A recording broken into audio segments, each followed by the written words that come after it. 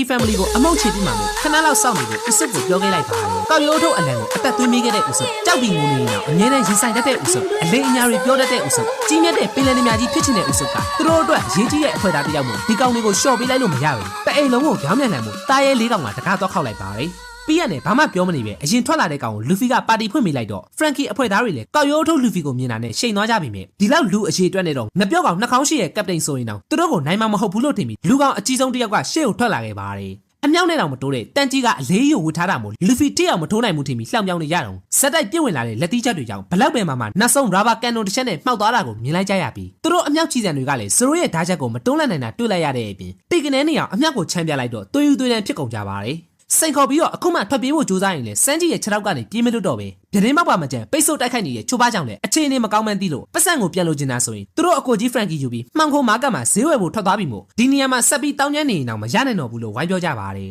ဒါပေမဲ့အခုမှတောင်းမှနေလို့လေနောက်ကျသွားပြီဖြစ်ပြီးသူတို့ကဒီနေရာကိုပတ်စံကြောင်လာခဲ့တာလည်းမဟုတ်လို့အယိုးတွေအကုန်ချိုးပြေးရမှကျင်းနေမယ်လို့ပြောနေရကြောင်း Frankie တပည့်တွေကကြောက်အားလန့်အားရှိသမျှနဲ့တက်ခိုက်ကြပြီမြင်မကောင်းဆိုးဝါးနီနီတန်မာကြတဲ့ကောင်တွေကိုတော့မရှင်းနိုင်နဲ့ Frankie အိမ်တော်တစ်ခုလုံးမှာပောက်နေကြပါတယ်